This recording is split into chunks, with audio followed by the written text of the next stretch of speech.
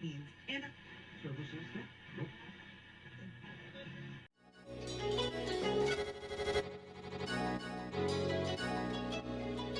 let's go. He wants to jump 1,000 cars. Sir, you have 1,000 cars.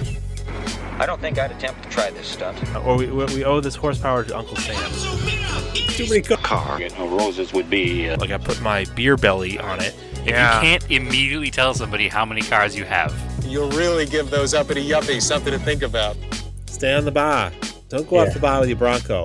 1980 Volvo horns, what's right? I want a man's coolant. And he's like, oh, I thought it'd be small. It's for a small car. And I'm like, yeah, but it's still an automatic transmission. They're never going to be light. It's definitely going to have to crash. Starting off with Brad buying another car. That's the West. Internet. Is this a Nigerian oil print? I also wish you drove a tan Camry. Anyways, Anyway, that's a horrible, very horrible podcast content. very Talking about a picture. inside joke. It loves to be driven hard.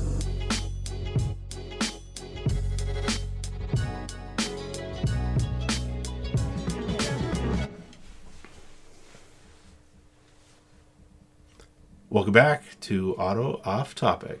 What's up, Brad? Not much, Andrew. We have an episode here after another lost episode. Yes. That did not go out. We apologize. We did. But we're here in person now, so there's no losing this one, I hope. Yeah, you say that now. Knock wood. Yeah. So, but yeah, we're here in Massachusetts together for the first time in some time. What are you doing here in Massachusetts? Sitting in your basement recording a podcast. All right, Captain Obvious. Well, do you want to jump right into it, or do you want to go over Massachusetts stuff, or how do you want to handle it? Maybe we should do project car updates first, and then we'll get into the... Work backwards into things we've done? Yeah. Okay, that's cool. I get some pretty hefty project car updates. If you want to start project car updates, because your project car updates are much smaller and simpler. I'm trying to think of what we lost last week, but I don't think I lost much. Ooh, I know one thing I wanted to bring up again, so it was on record.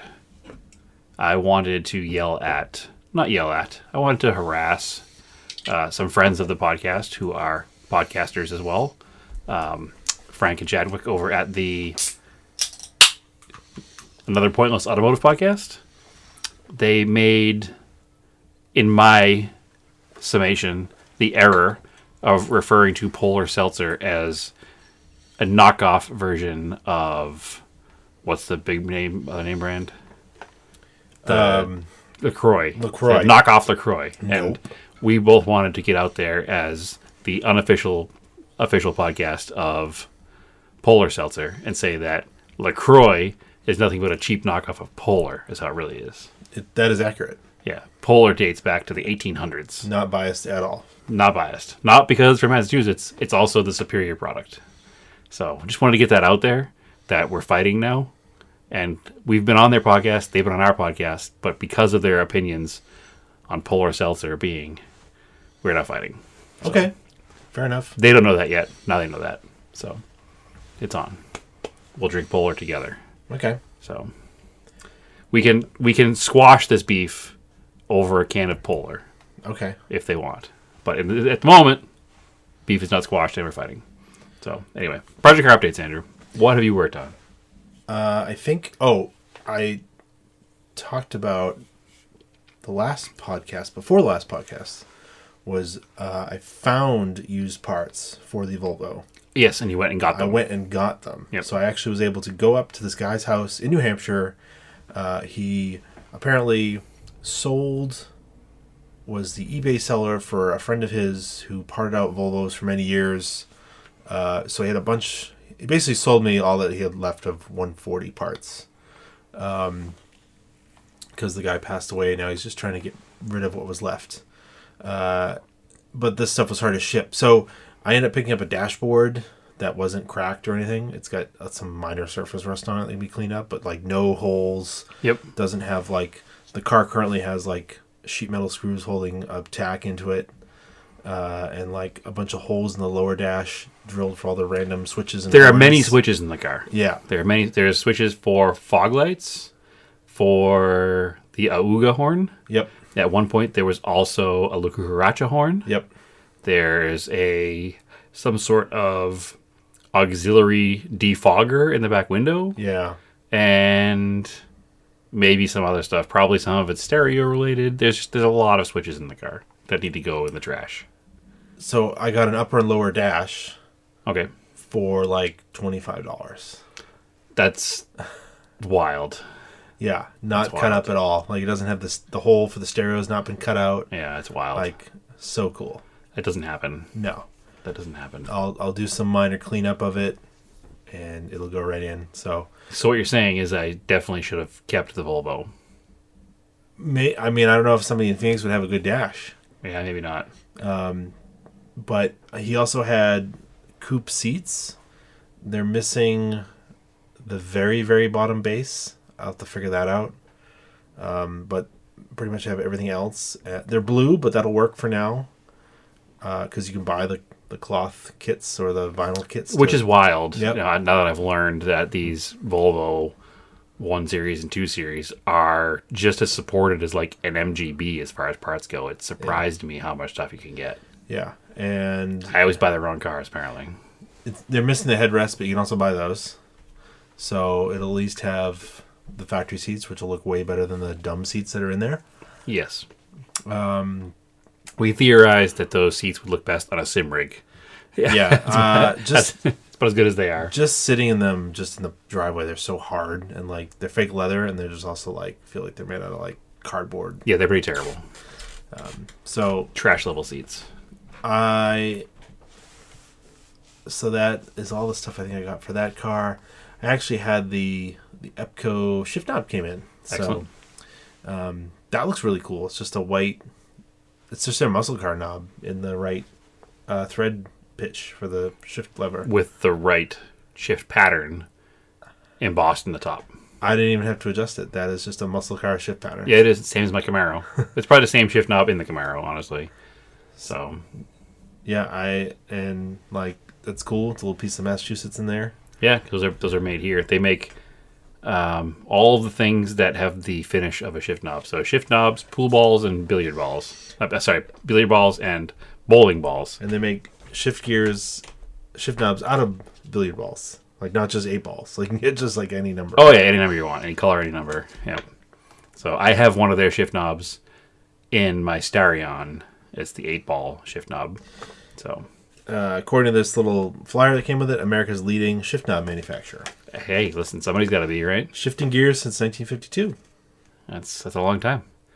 So I think that the 8-ball shift knob in the Starion is probably from sometime in the 70s because I know it came from a stash of stuff at my parents' house. So Yeah, these are made in the USA. made not only in the USA but right here in good old Massachusetts. Yes, that's So- pretty cool. That's pretty much all I did to that car. You put the shift knob on, Yeah, so you did that. didn't make it start. No, I was gonna say when you get new interior parts and a new shift knob, does the car run yet? No. Good, success, Put a coat of wax on it. Cleaned it. perfect. Well, it sits outside. Looks good while broken. Yeah. I will say that when I came out here, I checked a suitcase. I don't normally check a bag, but I checked a bag only because I was bringing tools that your father had loaned me for Mustang projects that you needed back for the Volvo project that, like a dummy, I didn't put in the trunk of the Volvo when we shipped it. So I had to put them in my checked luggage because you can't bring sharp objects on an airplane. Thanks, jerks. So I had to check a bag. So the parts are here for your piston ring tool and they're both different piston ring tools. One's for trimming the rings and one is for compressing the rings on the piston as you insert it. So you have those here now so you can commence to building your engine. So hopefully they'll work out. Cool.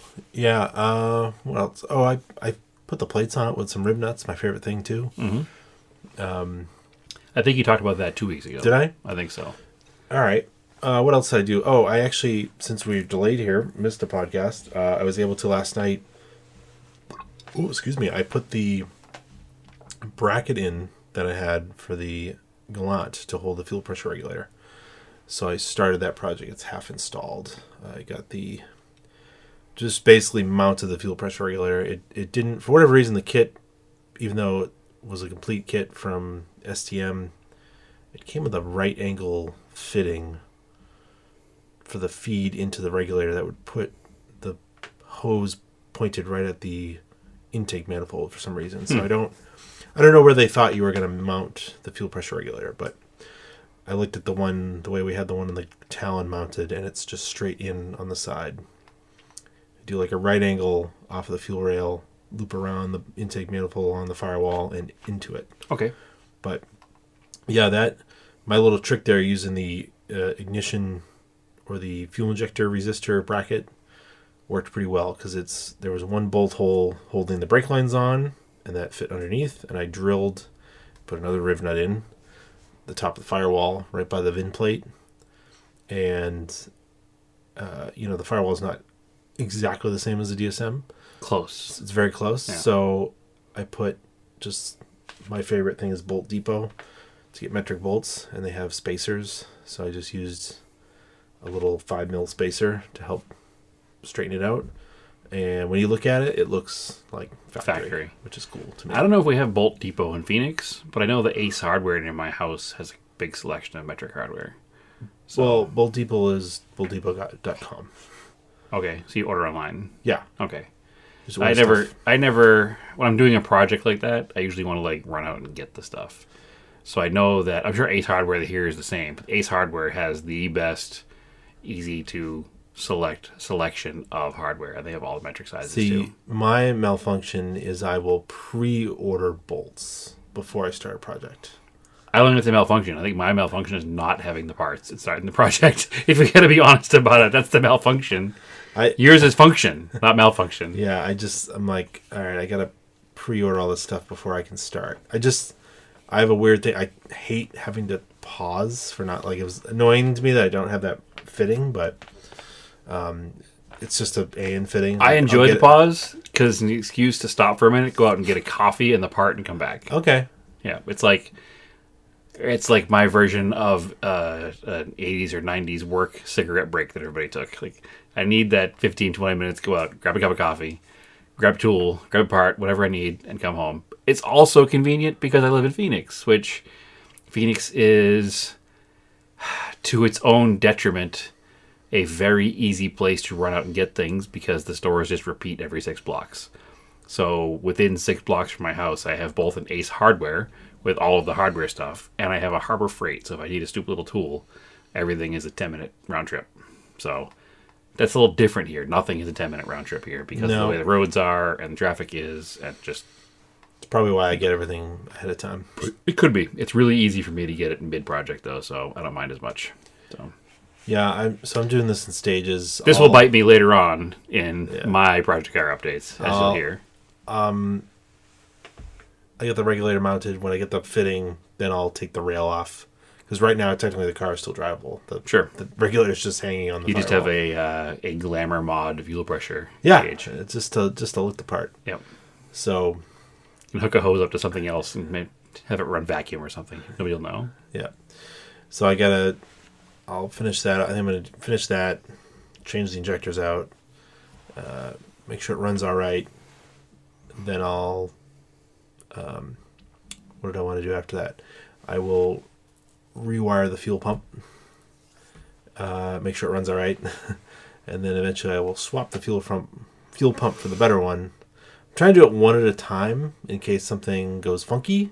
And then I change one thing, and you have to backtrack through 3 things to find out. Yeah, but what changed here that is suddenly making it not run right? Yeah, too many changes at once is never good. Yeah, I learned my lesson there. So, because I also wanted the bracket, I set up additional riv nuts in it for the map sensor, so I can switch the car speed density. So, okay, I will be doing that shortly as well. Excellent. That's a good little.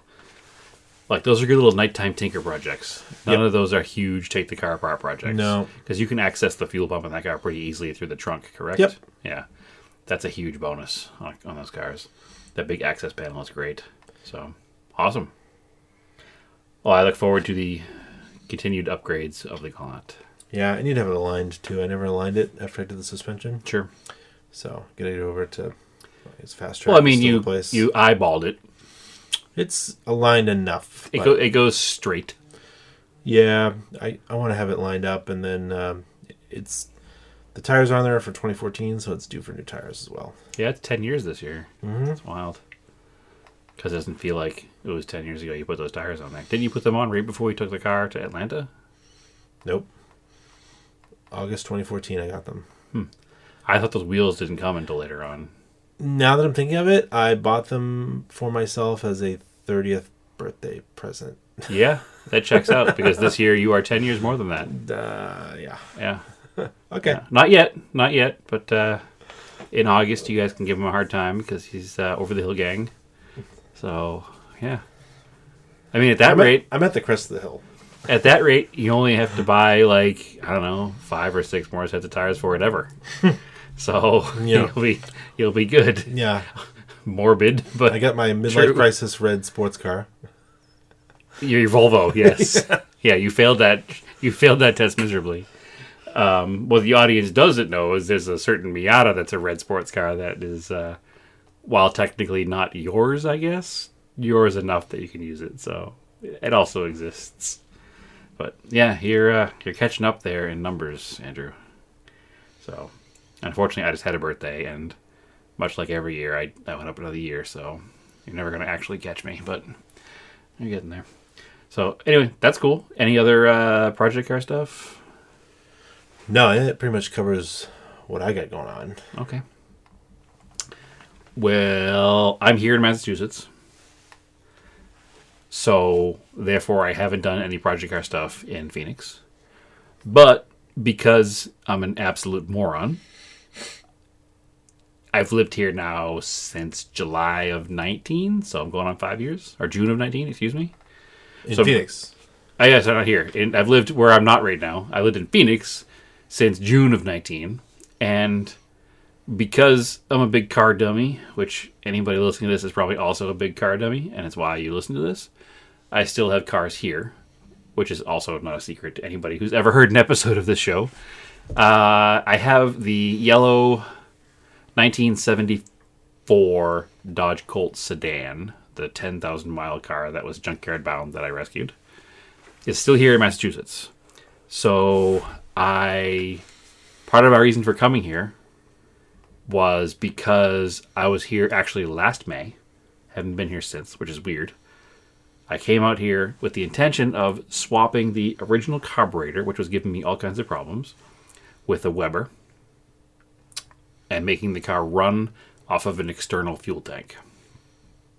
I was also going to pull the factory fuel tank, so we could get it out to somebody. I think maybe Rogers Radiator still does gas tanks. I have no idea. I'll have to find out. I got to call tomorrow. I don't even know if they do radiators. You can find out that. Well, I'd hope so, being as they're Rogers Radiator. If they don't, they just change the name to just Rogers. Because So, it's just a bar. yeah, yeah, exactly. All the drinks have a little bit of coolant in them from being around there. So I wanted to get the tank out and sent out to a place that could hot tank it and clean it to get all the gunk out of it. Because if you'll remember back 2 summers ago, we drained the tank, cleaned it the best we could, put fresh gas in it, and the fresh gas, as it sat, released all of the sediment that was in the tank, and I was getting immediately into the fuel filter just brown mud. So, which immediately also clogged up my rebuilt factory carb, and just everything was a disaster. And so I said, I'm going to just take the carb off. I'm going to buy a knockoff Weber, not a real Weber, because it's not the permanent solution for the car. I didn't want to spend the money for a good one. Just enough to make it run. Proof positive that it runs good. Is it a Weber? Yeah, I don't know what it's called. There's no name brand on it at all, or the box. It has all the same lines and parts as a Weber. It uses Weber jets. It's got Weber guts. Yeah, exactly. Everything on sale. It's not a Weber though. It's Weber with 2 B's. It's from the grill manufacturer, not the carb manufacturer. Is probably what happened. They're built in China versus Spain is really the big difference. So that was the plan, to get the car running good enough so that we can move it to a place when a truck wants to pick it up to bring it to my house in Phoenix. Unfortunately, it's located at my parents' house, and their street is a dead end that's pretty narrow, and every 18-wheeler driver says they can't get down the street. So they can, and between your parents' driveway and my parents' driveway, they could definitely turn a truck around.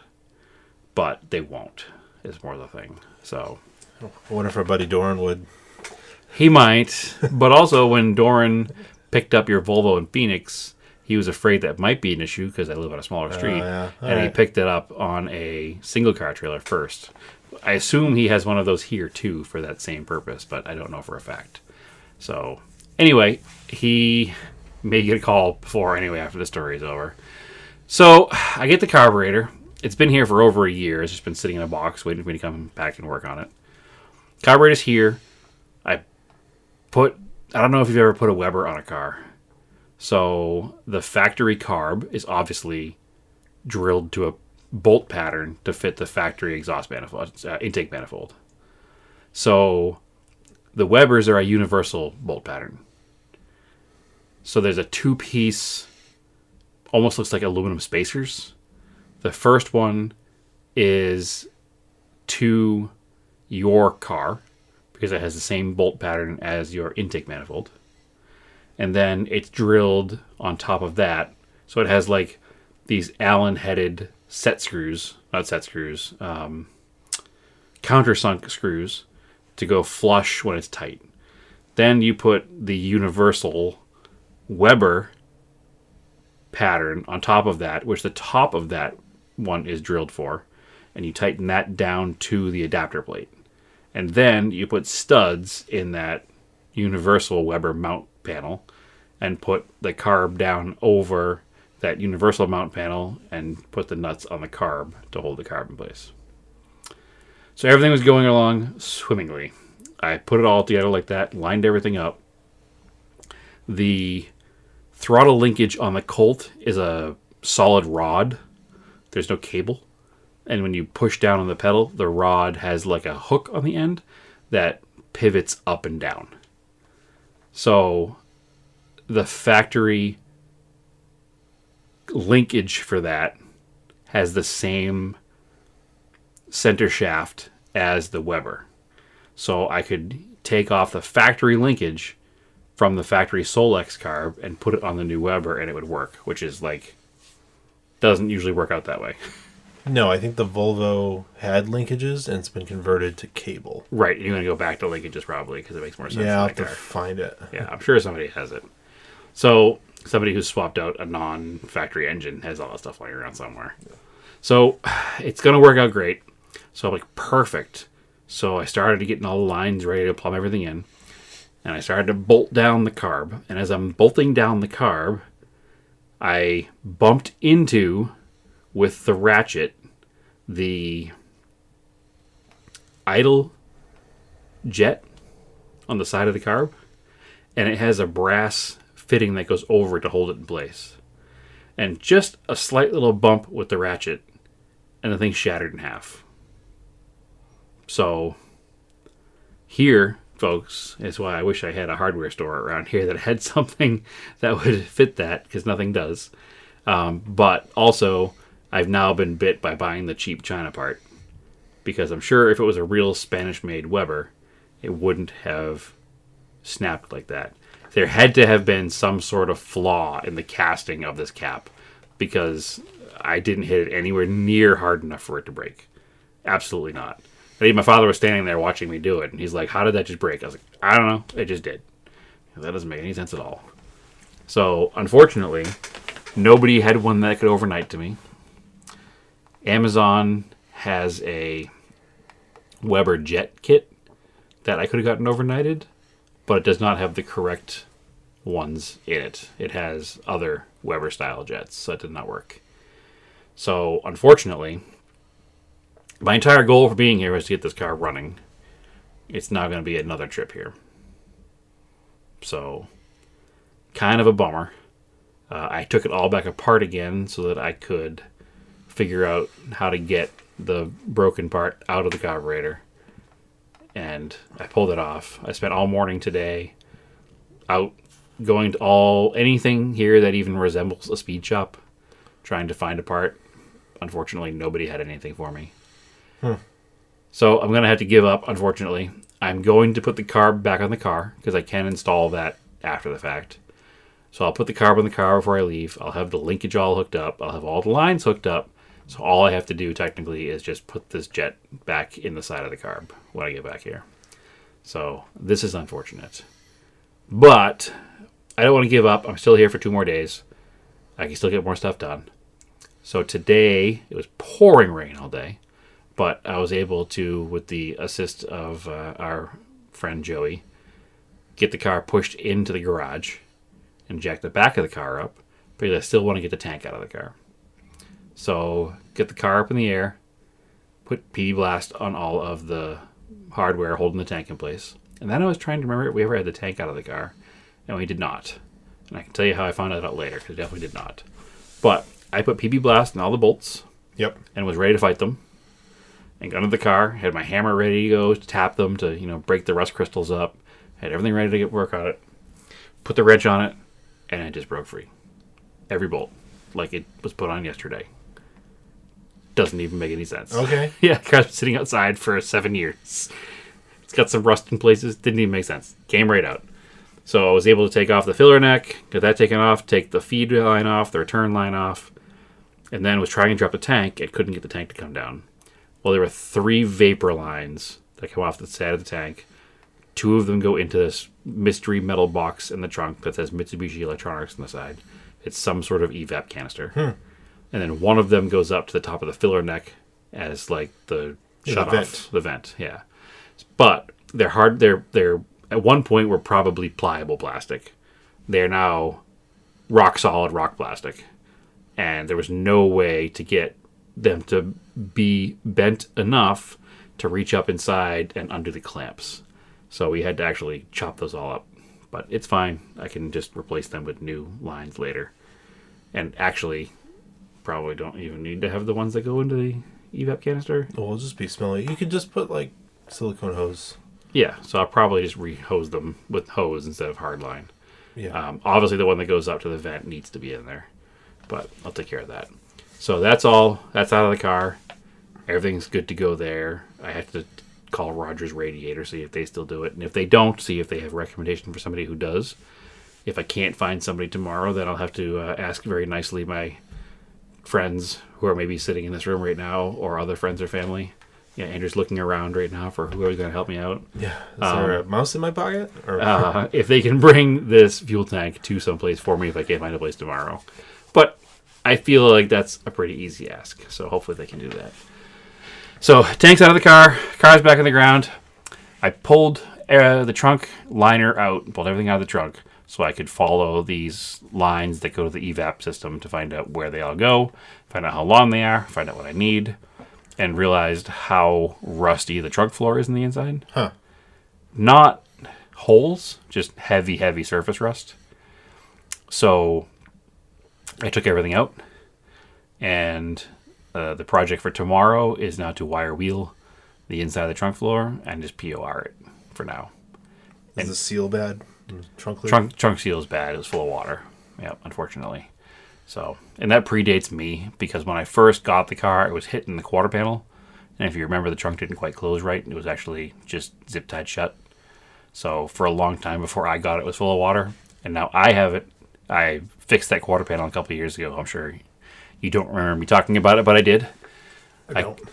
I fixed that quarter panel a few years ago with a porta power and a hammer and a piece of wood. But the seal is just hard, so water still gets in there when it sits, and it sat for a year in the wintertime, and here we have some surface rust in the trunk. So for now, I'm just going to do black POR inside there, and eventually I'll repaint everything the proper yellow. But I just want it to stop from getting worse at this moment in time. So, because in the past 1 year that's been there, the cowl panel has a rot hole in it that it never had before. Cowl panel was perfect last May. Now it's got a rot hole in it. This is why I threw a coat of wax on the Volvo. Very frustrating. Very frustrating. So, anyway, so that's where we're at with the car. It unfortunately will not run leaving this trip. But one more step, right? Yeah. So, I'll have that part ordered. I'll have it sent to my parents' house here, and I'll be back here in August for your aforementioned birthday, and maybe I'll try to get it put together then. So we shall see. Sorry, Andrew, can't celebrate your birthday. I have to work on my car. So All right, fine. it's fine. Sorry, Andrew, you can't celebrate your birthday. You have to help me work on my car. So here we go. But yeah, so that's my project car update. I had considered, because I'm here and also the Camaro was still here, driving the Camaro while I was here.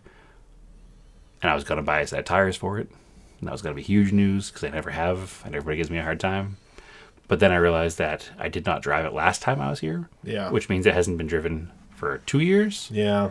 It's indoor storage, so it's not a problem being outside. But also, I didn't want to take any time away from the Colt project just to make the Camaro run. So that will also be in the future. But these will all be in Phoenix not too long because I have a garage being built finally. So, as previously discussed. So, that's where we're at with my project car updates. But why, Andrew, am I here in the first place? Well, knocked off another bucket list race for myself this year. Doing all the 500s. Did the Daytona 500 and now the Indy 500. Excellent. As a spectator, of course. Yeah, and, finished 33rd. Yeah. Never even qualified. Yeah. Yeah, Indianapolis is not that far from New England. It's like, I mean, it's halfway. it's 12 or 14 hours. Yeah, it takes like 36 to drive to Phoenix. It takes 14 to drive to there. So No, it's 10. I would say it's 10. Right? no, it took us 14 to drive home from Ohio, which is partway back. Or sorry, it took us 10 to drive home from Ohio, right. and 4 to drive from That's right. from Indiana That's to right. Ohio. So All right. the drive we did by ourselves was 10 hours, yes, but that's there right. was 4 hours where we were in another person's Yeah, vehicle. I was picturing 6, but that was by the time we were at Buffalo. Sure. So, yeah, I drove out from here to Cleveland to meet our friend and former guest, Bradley Brownell. He lives in Cleveland with his wife. I met Bradley Friday morning. He does a weekly Cars and Coffee-esque show called Valley Vibes, which is very, very informal, but it's in the Cuyahoga Valley. Cuyahoga Valley. Yeah. It's right in the national park. And apparently it was like one of the first like real nice days, and they had a really cool turnout. Cleveland, One would say the vibes were good at Valley Vibes. the vibes are good. Cleveland has an unexpected car culture.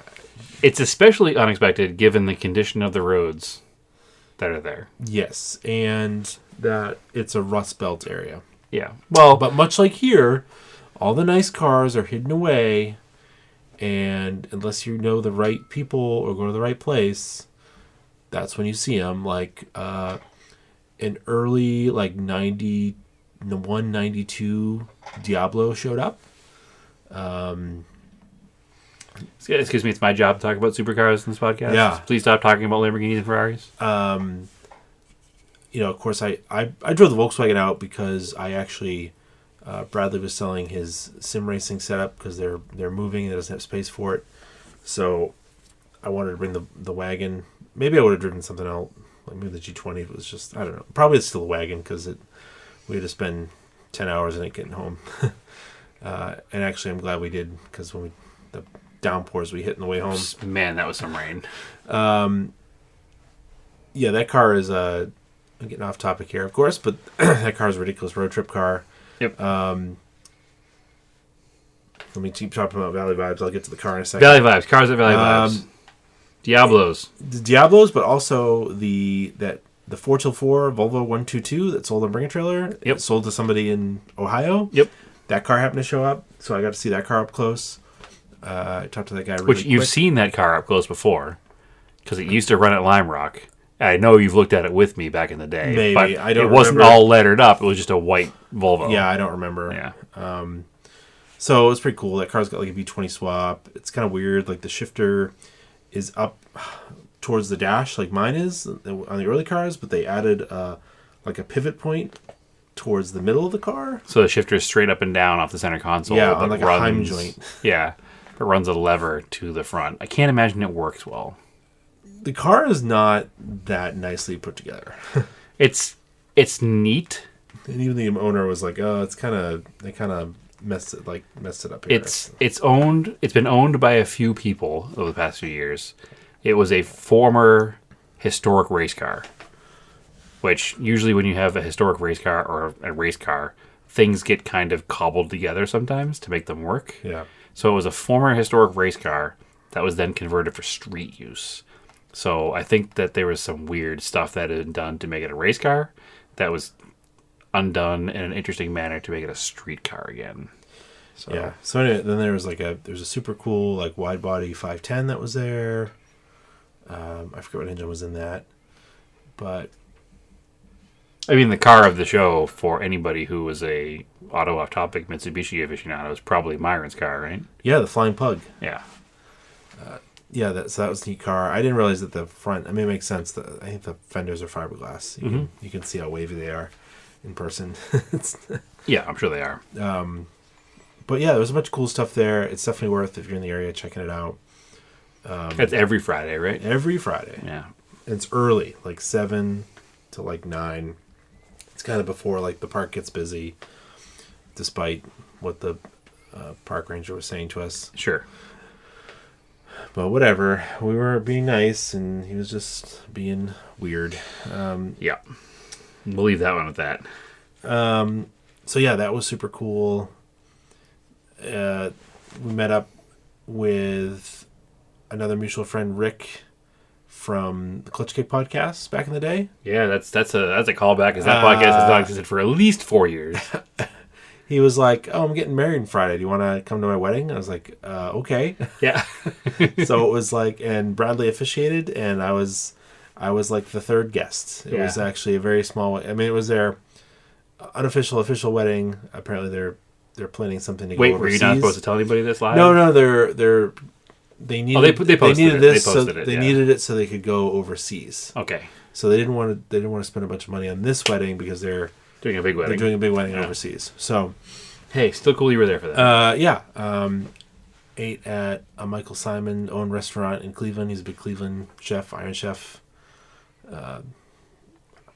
My biggest food. memory of Iron Chef is back when it first came out and them having to kill the sturgeon before they could cook it. You had to kill a sturgeon in front of you. We used to watch the Japanese version when it first came out. Yeah. And that was really crazy. And then there was an American version they came out with. I remember it was like Most Extreme Elimination Challenge meets Hell's Kitchen. Yeah, so then they came out with an American version, and like all these people like Jeffrey. We watched a lot of Food Network in this house. So it's like Jeffrey Zakarian, Michael Simon, a couple of them. It's a big deal to be an Iron Chef. So it sounds like a bucket list thing to eat at one of their restaurants. Yeah, it's pretty cool. Yeah, it's like a real like. I don't know. I don't think you've watched The Bear yet. I have not. Hulu, No. but yeah, it's like it's a fancy restaurant. Okay. Like. But anyway, that was cool. So then I left my Volkswagen at Bradley's house, and then we carpooled out in his Cayenne, which is a super cool truck, like a 2013 Cayenne. Yeah, it's a diesel Cayenne with a set of braids on it. Yeah. It looks really good. So I want a diesel Cayenne now, by the way, yeah, because it's a nice car. I'd also consider a diesel Touareg because it's the same car but less money. But super nice ride. I drove it a little bit on the way out. I mean, and we were 4 up on the way back between Bradley and his wife Amanda and the two of us, and I mean, even the back seat, with all our luggage, and even the back seat was totally comfortable. Yeah, good road trip car. So weird, another Volkswagen Audi Group product. That's a great road trip car. It just seems to be a thing. They are made to crush Autobahn.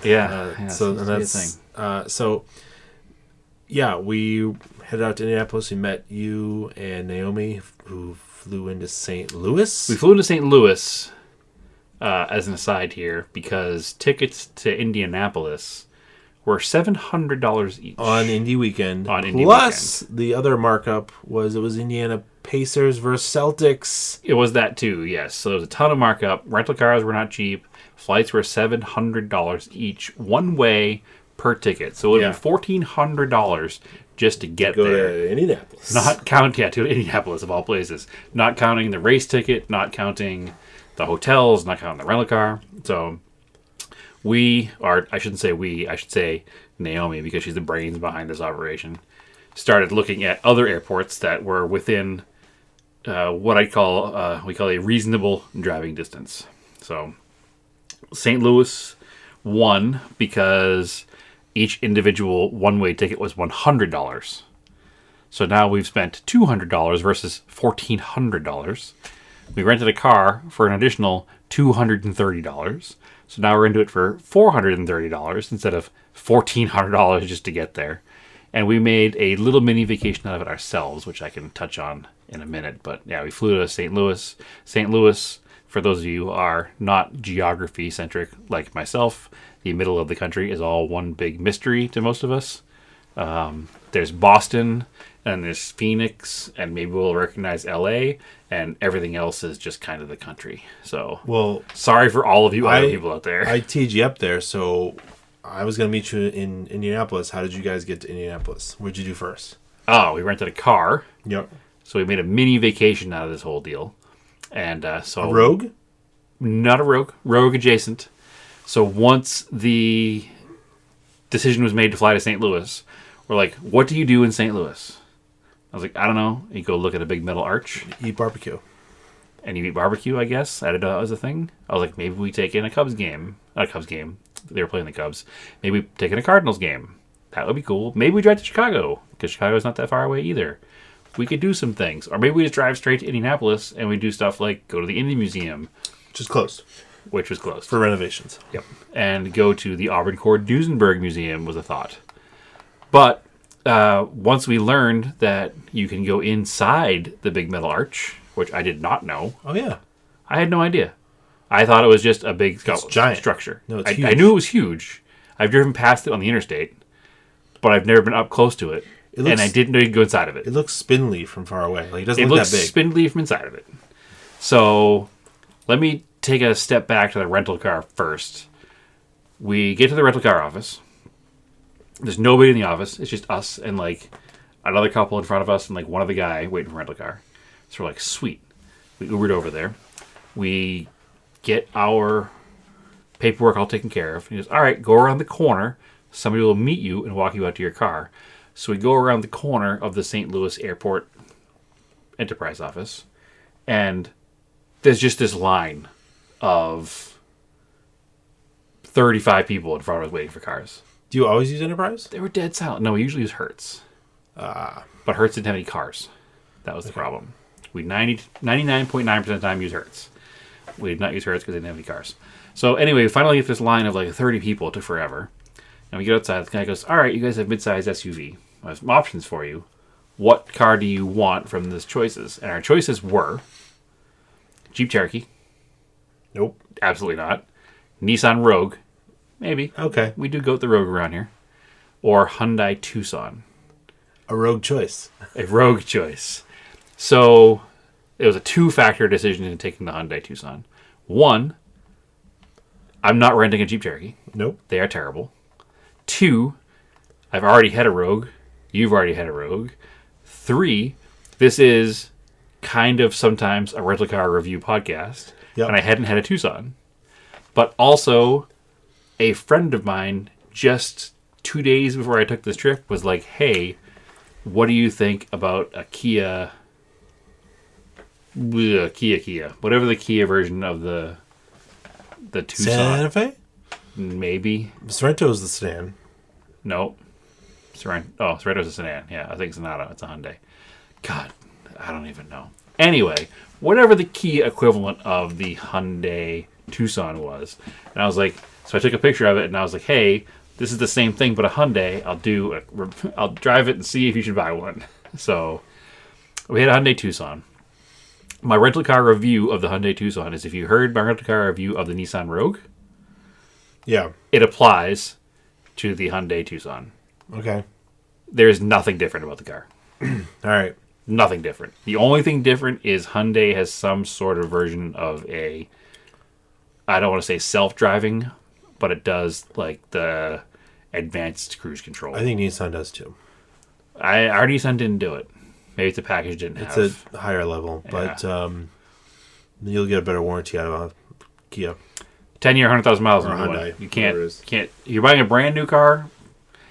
Can't go wrong with a Hyundai Kia. But yeah, it's a Nissan Rogue with a Hyundai badge in the back. I will say the biggest thing for me that irritated me about the car is something that's not even a factor to anybody who's not an idiot like myself. But when you're sitting in the driver's seat, you look in the mirror and you see the rear glass. There's that bump in the middle of the glass in the lower section, which is usually there because that's where the wiper is on the back of the car. On this car, that bump is there, and from the outside, all that's there is a Hyundai logo. There's no wiper. And I was like, oh, it just must be a stripper version. And they put the Hyundai logo there instead of the wiper. But then I noticed it had a rear wiper switch, and I turned the rear wiper on, and it came down from the top. So why is that bump there? What's funny is I even commented on this when I noticed went it too. to put my luggage in. I was like, "Oh, no rear wiper." I was like, "No, it's hidden under the spoiler." Yeah. So what a weird thing to do. So it's almost like it belongs there, but it's not there. Because driving a car with a flat back panel is very annoying if it doesn't have a rear wiper. Absolutely, it's great to have a wiper, but it's there. It just isn't in that lower section, and it looks like it should be, and it bothered me. If I have to complain about that, that means the rest of the car was fine. It didn't do anything offensive. It didn't do anything great. It just did things. So it's the Hyundai Tucson earns a auto off topic. It's a car rating of rental cars. All right. So on the last episode, you told me you were going to go up inside the arch, and I said no way. Yeah. So you can go up inside the arch. Yeah. I didn't know you could. You told me on the last episode that there was no way in hell that I would do it. Yeah. Because for anybody who knows me beyond the podcast knows that I am deathly afraid of heights. We went there on our road trip back from Arizona, and I saw the example one inside of the elevator, and I was like, yeah, I'm glad we didn't do that, because that doesn't look fun at all. I genuinely don't like heights. Fully and truly, absolutely terrified. I joke that my house only has one floor because I don't like heights. I can't stand on the tailgate of a pickup truck. And not like a lifted F-250. I can't stand on the tailgate of a Maverick without feeling like I'm going to die. I genuinely am afraid of heights. It is a true phobia. Whatever the phobia of heights is, I have it. Elevation-phobia, I guess. That being said, I've been inside the Empire State Building. The Empire State Building. I've been inside the Statue of Liberty. I've been inside the big guy there in Seattle, Space Needle. I've been inside the Space Needle, and I've been okay in all of these situations because I'm inside of a building. So a lot of failure would have to happen for me to die. I can stand on the edge of the Grand Canyon because I'm on solid ground, and I know I'm not just going to all of a sudden tumble forward into the Grand Canyon. We got into the not Space Needle. I'm confusing myself again. The St. Louis Arch. And I saw that example one that you're talking about that they have out there.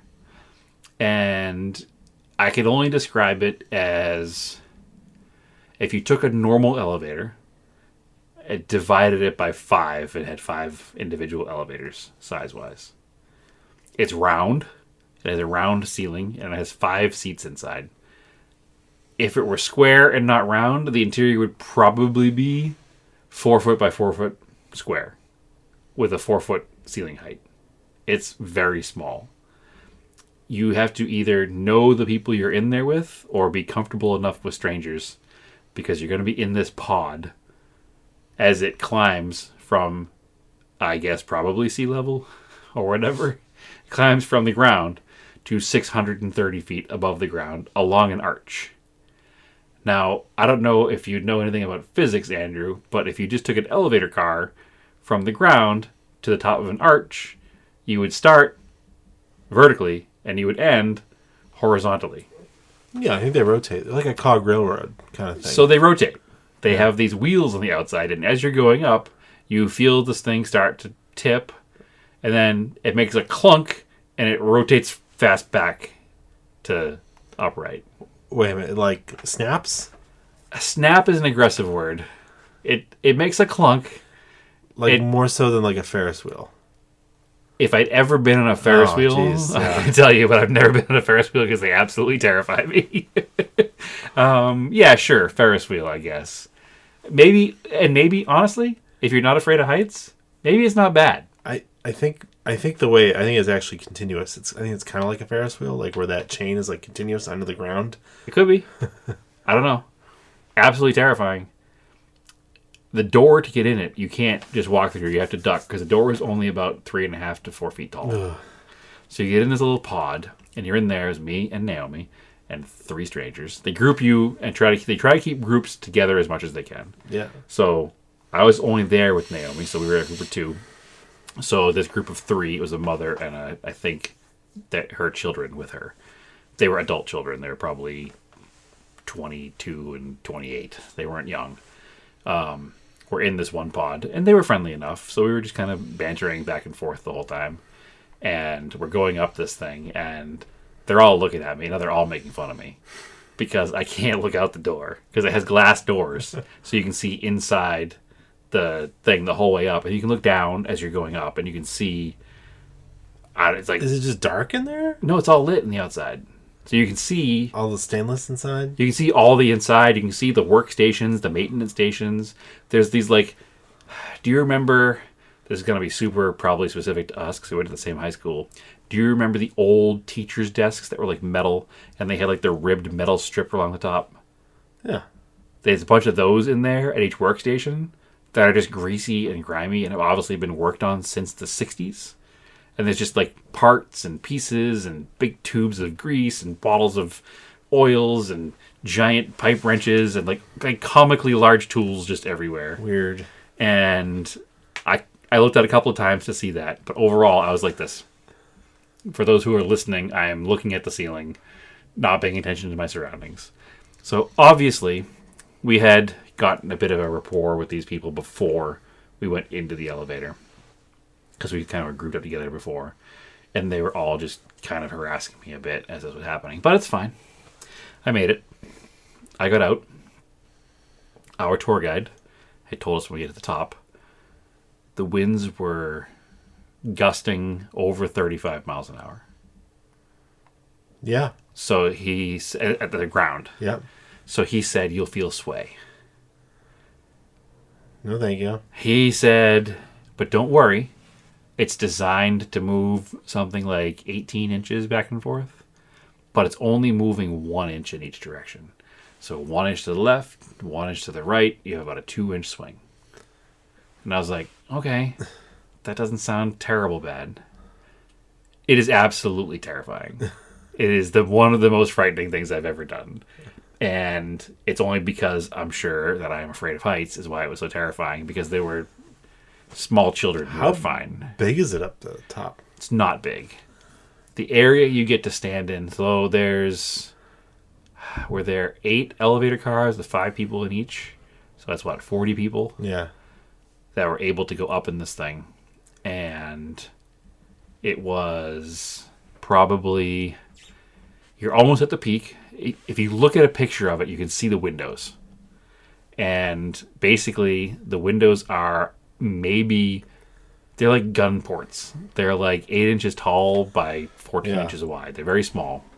And you can look over one side and see the Mississippi River, and look over the other side and see downtown St. Louis. It actually looks over the stadium where the Cardinals play. Yep. So I'd say you have maybe 20 feet of run back and forth, because it's stopped in the middle. There's elevators on both sides that go up. Yep. And you have half the people on one side, half the people on the other side. So let me rephrase that. You have your whole group of 8 on one side and another whole group of 8 on the other side. And they allow you up there. You're up there for like 10 minutes. And you just look around. 10 minutes is 8 minutes too long because the thing was moving the entire time. I just couldn't wait to get out of there. Yeah. There were a few people who wouldn't even step out of the elevator shaft area because it moved less because it was lower. You felt a little less down there as you felt it standing at the peak. But I was there. I had to go out and take pictures. So I did. I have some pictures to post, but yeah, it was an experience. And then going back down, the ride up is almost 5 minutes. The ride down is like 3, just gravity. So, yeah, I mean, if you're afraid of heights, it's doable, as evidenced by myself. Because you're inside something, I'm usually okay. Feeling it sway wasn't good. If you're claustrophobic, 100% don't do it. Yeah, that's what I don't. That's why Because I don't that wanna do little elevator is tight. Yeah. It's tight. So either have a very trusted person with you who can like hold on to you and rub your back and tell you everything's going to be okay, or don't do it at all. So it was. Listen, I mean, we're trying to go to as many national parks as we can, and this, believe it or not, is an unconventional national park. Oh, I didn't realize that we both went to national parks this weekend. Is the place in Ohio a national park? It is. I thought it was an Ohio State Park. Nope, that is Okay. a national park. Excellent. Car show at a national park. That's cool. Yeah. I'll No, pull it's not a a car show. It's an informal gathering. informal gathering. A car event at a national park is a cool combo of Because things. we're told we needed permits. We're like, nope, it's just individuals that just showed up at the same place. Yeah, absolutely. We're just valley vibing. Excellent. So yeah, that's St. Louis. I don't know much else to do in St. Louis. We went to a barbecue joint that is supposedly one of like the top 5 in the country. Was the one by the stadium? It was sort of. That was the by one we the went to. stadium. Do you remember the name of it? I don't know. Salt and Smoke, Nope. Pig something. I don't Pig know. something. Barbecue. Barbecue. Amazing. Dead roasted pigs. And it was called Pappy's Smokehouse. I don't know. We went to the one that was literally by the stadium. No, it was not right next to the stadium. It's fairly close. That There- was also everybody in really there. good. So then we went there. Place was delicious. They have all the big smokers out front on the main drag. And then it could have been the same place. Who knows? You walk in, you order at the front, then you sit down, they bring it to you. It's the whole thing. We walked over there from the arch. I don't know if we could have or not, but we didn't. We might have. I don't remember now because we didn't go straight there, I don't think. But anyway, we're actually considering going to a Cardinals-Cubs game because Cardinals and Cubs are the big rivalry there. Yeah. Because they're so close, and it should have been an amazing game. And I looked up tickets, and they were $5 for like bleacher seats. I was like, it's only $5. We should go to a Cardinals Cubs game, but the weather was ominous, and the game wound up getting rained out, so we didn't go to the game anyway. But yeah, we did that, and then took off for Indy after that. So, car podcast, car stuff. Where'd we go after that? Met you guys, Indianapolis. So then we met up, whatever, had dinner, hung out at a bar for the Celtics Pacer game. Yes, I was the lone wolf in there who was a Celtics fan wearing his Celtics hat in enemy territory. That was pretty cool. I never done that. I never been in an away game at a bar. Yep. Honestly, we left Cool. in the third quarter. Didn't look great. Yeah. Kind of wish we had stayed for the last quarter. Yeah, because we went back and watched the rest of the game in the hotel, and it was a hell of a barn burner at the end of that game. That would have been game 3? Yep. Game 3. That was Saturday night. Yep. So anyway, next day we get up. We decided to take an Uber over to the Speedway. Don't do that. Yeah, I wasn't my first choice, but I was going with the crowd. So Bradley and I went last year. Yeah. This is your first time going. Yep. It was... We parked closer last year. Yep. You know what? Finish the story, and when we get to the part in the end, I'll update my part of the We story. would... If I were to go there again, yeah, I'd just drive up and just throw somebody cash and park in their front yard. Because apparently the track is just in a neighborhood. It's just in Speedway. It's literally a neighborhood. Yeah. Like, it's not even like, oh, you drive through the neighborhood. Like, it's like house, racetrack, house. We joked that Daytona's in a downtown of a city. Sure. With like a highway and like infrastructure on it. No, this is like if you plopped a racetrack in the middle of a suburban neighborhood. Literally a suburban neighborhood. Yep. Not even like, it's like just like a 1960s style neighborhood. Yeah. Maybe earlier. Probably a little earlier. Just but... like brick homes on little anyway, quarter acre lots. We use At the a racetrack. racetrack. It's very, very cool. I'm really annoyed that we didn't listen to that woman to go to the entrance with the less lines, because I didn't realize that was the entrance with the big arch that said "Welcome to Indianapolis Speedway." It was not. That was even further. That was from further away. We were pretty far from there. No, that's the one that's in the middle. We passed it. It's like the middle entrance, because I really wanted a picture in front of that and didn't get it. So yeah, I had that same conversation the day before, because when I went there for the first time last year, we drove past the front of the Speedway the day before the race. And as you're driving down the road, it's impressive because, again, it's like little 2-bedroom house, little 2-bedroom house, 2.5 mile racetrack, little bit 2-bedroom house, little 2-bedroom house. Well, it's weird because it's definitely not. It's same length as Daytona, but not. It's not as imposing as Daytona. It's not. It feels smaller because the stands are not as tall. Yeah, and the shape of the track makes it feel smaller too because it's almost square. Yeah, and it's not banked, like ridiculous banked. So, the best way I was thinking about it to describe it is for if you're from Boston, a Fenway Park or any classic baseball Wrigley stadium. Field, any baseball field from that's started at the beginning of baseball. Yep, because it's right around the same period. Sure, you were building these baseball stadiums. Indianapolis was built. So, yep. Well, how did you describe it? You described it as it's inconvenient. You can't see very good. It doesn't make much sense. But the vibes are incredible. Yeah. Like, it's just a cool place to be. It's funny because I put that online and people are like, well, you can get better seats that are up higher and you can see more screens. And it's like, well, yeah, but they didn't have screens I also 100 years ago. Didn't go to the race to watch the screens. Exactly. I went to the race to watch the race. If I want to watch, the best place to watch it is on TV. At home on my couch. Yeah, if I'm just going to watch a screen. But you want to be there. You want to be there for the energy, for the atmosphere. Because it is it is the greatest spectacle in racing. I'll give them that. Sure, you can't deny it. It is a cultural event in Indianapolis. It's not just a racing event. It's not Correct. just for race fans. It's for people in Indianapolis just go to go. Yeah, turns out shouldn't wear a Celtics hat there either when they're playing the Pacers.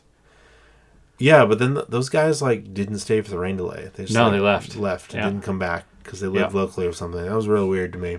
Yeah. But anyway, we had some pretty cool seats. They're right in the front stretch. I don't know. What were we, like 100 yards, 200 yards from the flag stand? Yeah, maybe 100 yards. We were at the end of pit lane. We They were were the last two pit stalls. Yeah, there were three. There were probably 3 pits to our left. Yeah. And the rest of the pits We were looking to the at right. Connor Daly, who qualified last, was the last pit. Then it was Catherine Legg, who just qualified. Graham Rahal. And then Graham Rahal. So those were right in front of us. I'm not going to go in next year, but I would definitely go again. It's definitely something everybody should do once. I've been 2 years in a row. I'm not going to go next year. No. I'd like to go with my father. Yep. I know he went many, many years ago, but I'd like to experience with him. It's cool. It's definitely worth going. It was a really good race.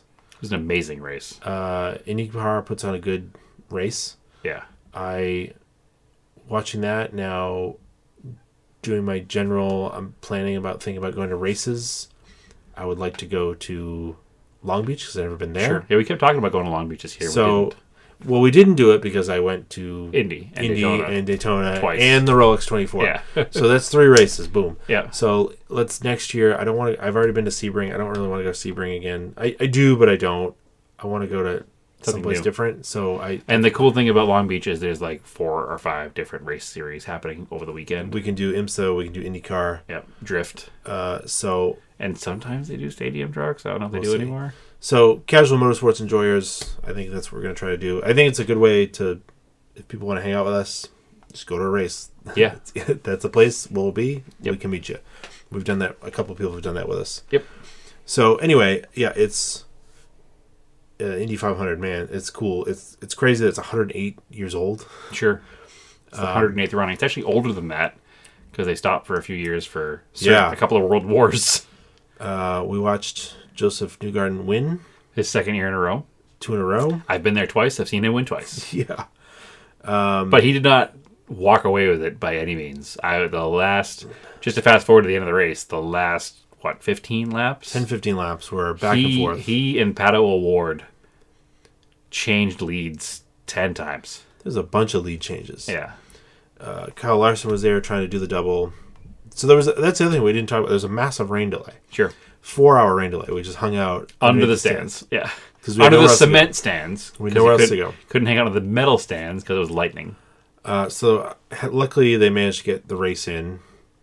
And I think the rain delay is what really ended up messing us in the end.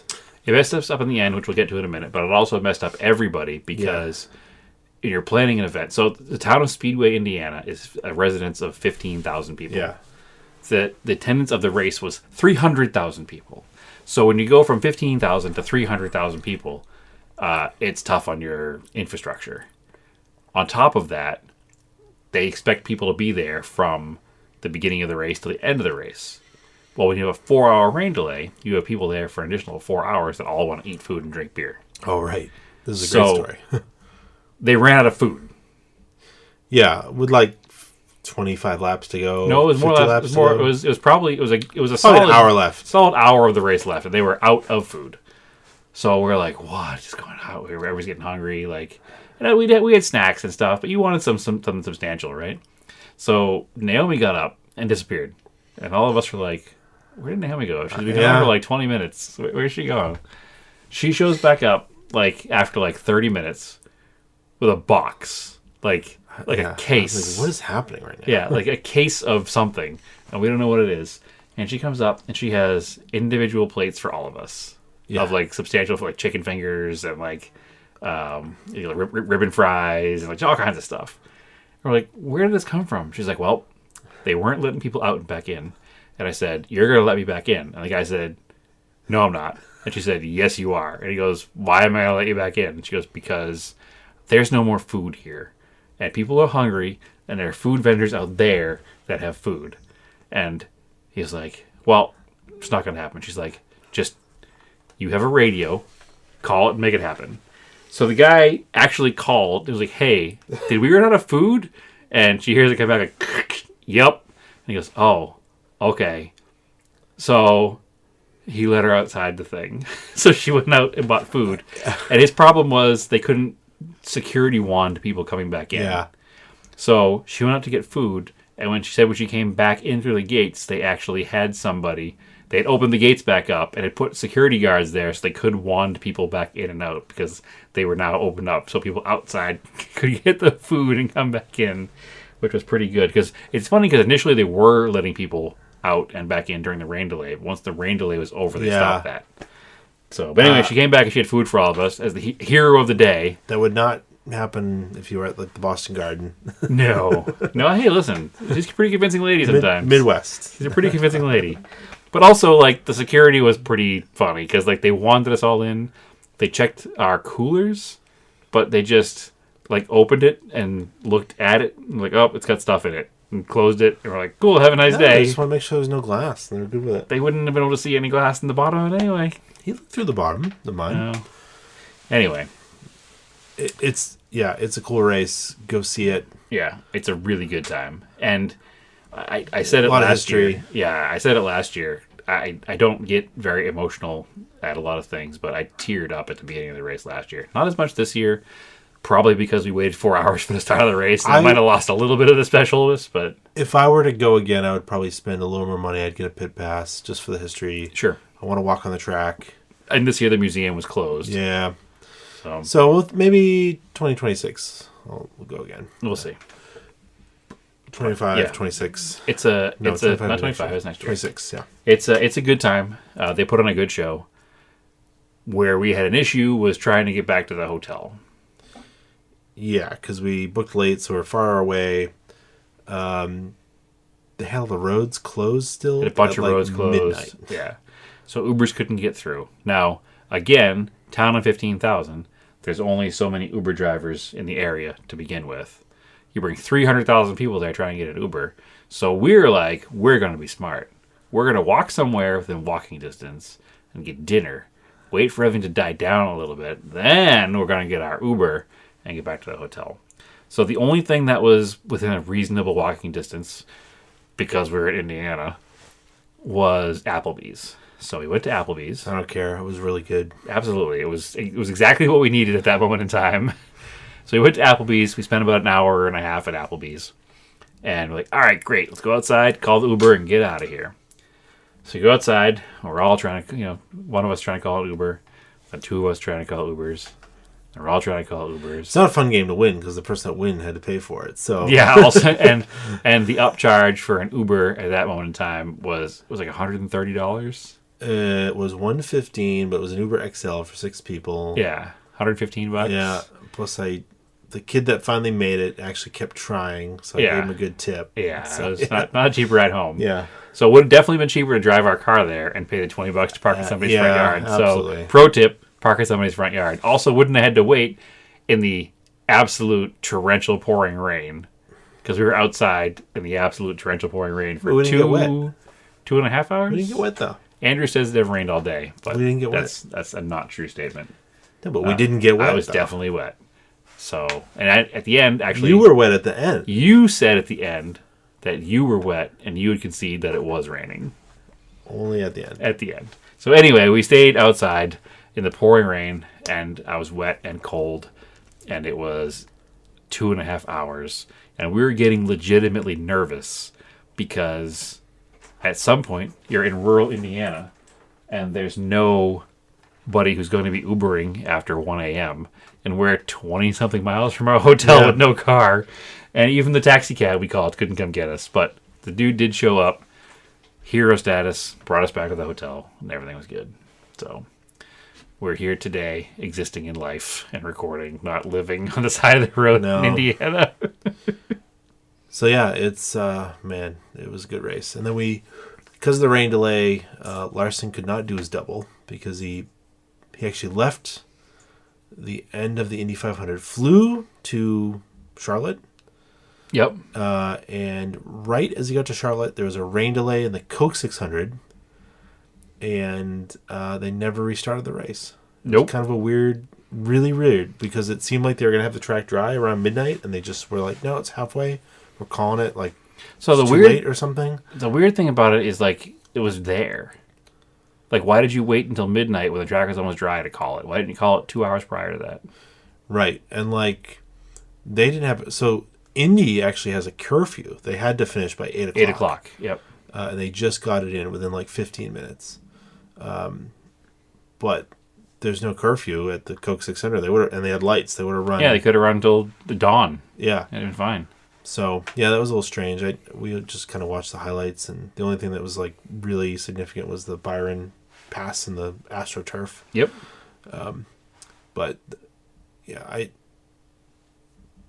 mean, the other thing that, so to backtrack to Indy, the other thing that really got me into, like, if you watch it on TV, it was the NBC announcers, but if you're there in person, it's the track announcers. Yeah. Which use American sportscaster accent. And I was like, that is unusual for racetracks. Because usually racetracks just broadcast, like the Motor Race Network or whatever, just MRN. Just like play-by-play. Or like when you're at Rolex 24, it's just a sports car. It's the TV broadcast. Yeah. Yeah. It's the Radio Le Mans guys. Oh, yeah, that's right, too. The radio broadcast. So it's interesting because they're not like play-by-play like race car stuff. It's just like chatter, just like watching the NASCAR broadcast. They just talk about race cars. No, I'm talking about in person at Indy 500. Oh no, that was like it's pretty like, much play-by-play. Yeah, but it was like old school play-by-play. Yeah, like before, and that it was maybe like, now batting. Yeah, I ended up going back down a whole rabbit hole. Like that was up until like the 60s, 70s, and then when they started having people like, it's going to be the downfall of sports car broadcasting by having athletes actually make the plays. Sure. Because originally they just didn't have like the accents. They just had this like, I don't know, it was interesting because it's like, it was like. Well, it also added to that whole ballpark atmosphere, I think. The cars are entering, as the cars go around into turn one. Yeah, here they go. They make it through. Newgarden goes up high. Like yeah, no, it was a neat addition to it. And Indy cars are significantly quieter than NASCARs. Just a bit outside. Yeah. So Indy cars are significantly quieter than NASCAR, so you can hear a lot more of the broadcast too. Well, that was weird. So they would leave. We were in the front stretch. They'd go around, and it would just get quiet. Yeah, you could hold a conversation. You couldn't even hear a race car. Yeah, because the guy was heckling the Graham Rahal team when he came in. For the pits. Was there last year too. And he was just screaming at Graham Rahal's team every time. Telling them how much they suck, how bad Graham Rahal is, how bad the whole team is. So yeah, that guy does not like Graham Rahal. So it was definitely the same guy. Last year he was wearing like full-on overalls and was ridiculous. Oh, yeah, that's the other thing. The outfits there are ridiculous. I looked up the Snake Pit, so that... Okay. It's an EDM party in the middle of the info. Okay, Yeah. so Snake Pit comes from like... It used to be a slang term for a mental hospital. Okay. Apparently, it dates back to the 1950s. Really? It was in like turn 1. Okay. It's moved several times in the infield as they've redesigned the inside of the track. So it's 1950s EDM festival. Yeah. No, it was just like a area in the track where people just party hard. Okay. And it was like that all the way up to the 80s. And then they tried to like... So it's like turn whatever at Sebring. Yeah, turn 14, turn 10. Yeah. Or what's that line? Oh, it's not Lime... No, actually, not Lime Rock. Watkins Glen has a area too that I can't think of the name of it. That's real crazy. So then, I guess in the late 2010s, they wanted to bring it back as something a little more controlled, and that's when they started doing the EDM festival. Okay.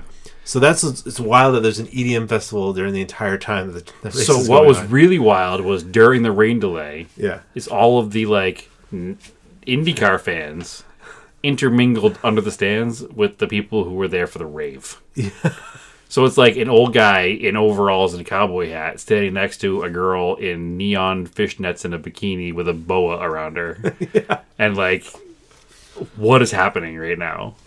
It was just a weird juxtaposition of people and things. But it's funny because when they're talking about like Lime Rock is like worried, like people don't want them to have race fans there. I think they hear stories about like the Snake Pit and whatever happens at Watkins Glen and like the stuff at Sebring, and Lime Rock is not that crowded at all.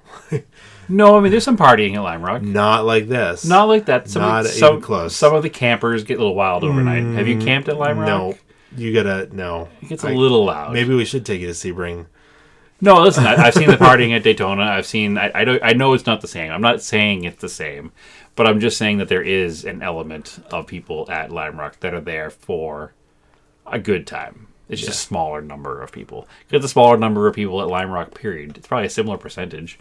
You know, there's not 300,000 people at Lime Rock to have a percentage of partying. There's 3,000. So it's a really cool race. I would go again. Yep. Absolutely.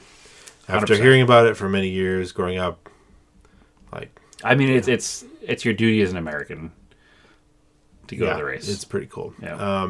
And now I want to go to the Cook 600 too because it's 100%. But anyway, I keep saying 100%. I forgot I can't say that anymore. But yelled that. We use the Volkswagen, and it's funny. I posted about it being a good road trip car on Threads, and talk about how I got like it legit gets like 30 miles per gallon. People are like, how are you doing that? 38 miles per gallon. Yeah, I saw like, it. It's there. Yeah. I don't know.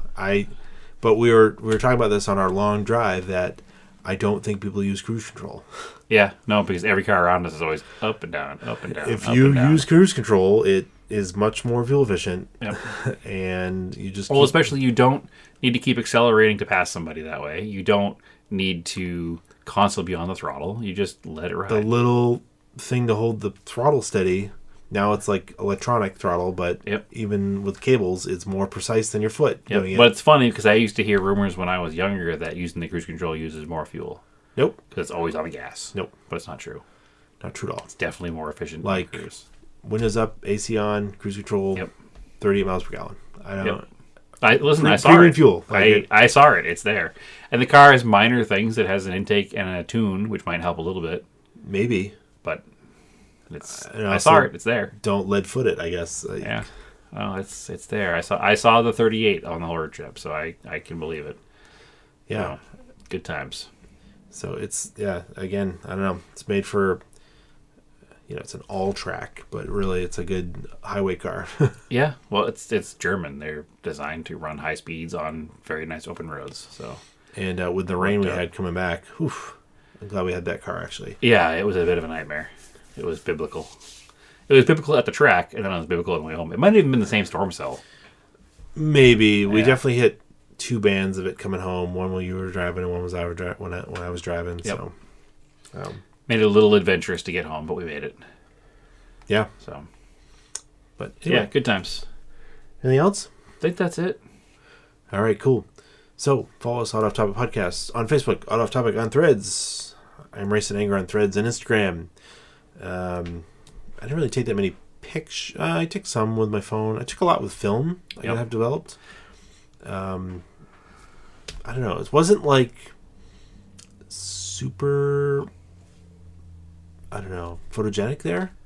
It is in the right places. Yeah. But your first year going, you really just wanted to kind of take it in and not be behind the lens. So, And we didn't have pit passes. It's hard to take pictures from the stands because you're behind the fence. People you're all low. around. You're pretty low. You could take pictures of like the crowd and the overall atmosphere, but not like detailed shots of cars where we were anyway. So you could probably stand up on the bottom and get some shots of the cars going by with some panning shots to get rid of the fence. But overall, maybe they're going pretty fast. They're going very fast. It'll be very fast panning shots. If can you turn your body at 223 miles per hour? That's actually now we're tumbling here at the end. The fastest I've ever seen cars go. Oh, for sure.